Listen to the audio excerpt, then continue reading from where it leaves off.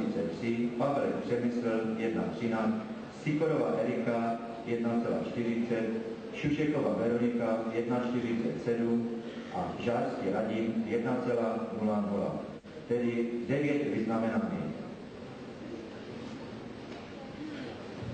Těch, co sedíte dnes, je takových studentů 19, kteří dnes právem obdrží odměnu.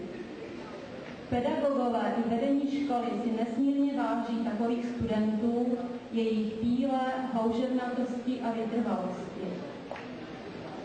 Nyní prosím jednotlivé studenty, které budu jmenovat, aby přistoupili sem k nám dopředu před pódium, kde budou slavnostně vyhodnoceni.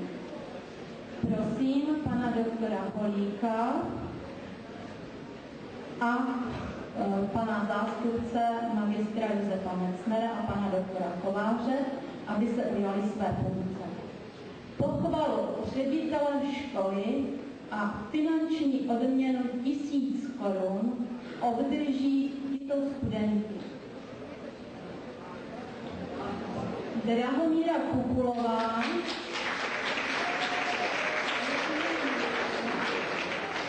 ze třídy HŠ1A a Liková Petra, rovněž ze třídy HŠ1A.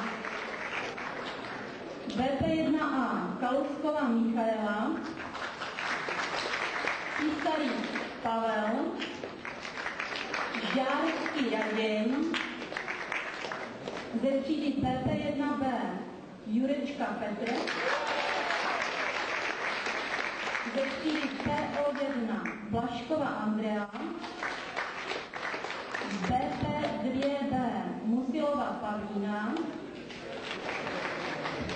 a Tekmanová Petra, PO2A Alivojvodič Nikoleta, Paláková Iva, BP3A Lazarová Gabriela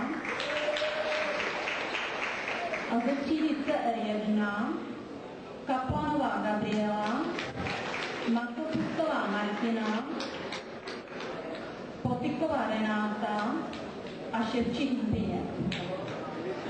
Tito studenti jsou dnes přítomní a proto právem náleží jim finanční odměna, kterou převezmou přímo z rukou našeho zřizovatele, pana doktora Josefa Holíka.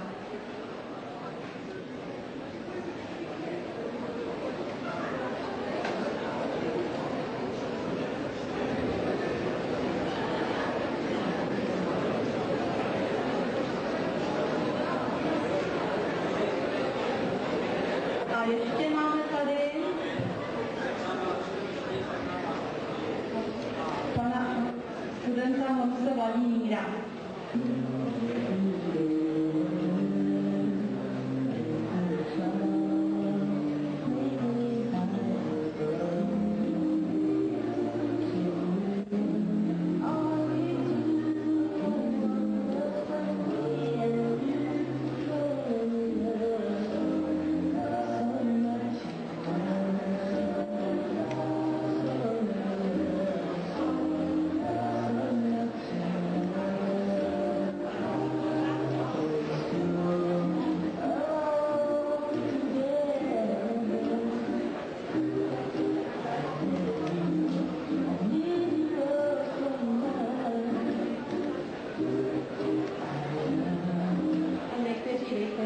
Sedíte v těchto řadách.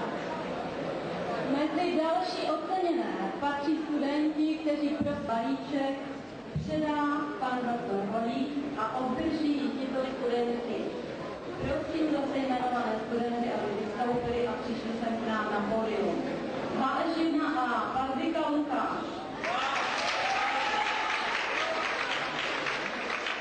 Šiška Martin. HŠ1B Bernardíková Ela, Žiner. Rozhodl o tom finále soutěžení středních škol 1995 v sobotu ve Zlíně. Děkujeme Petře Tomečkové za reprezentaci školy.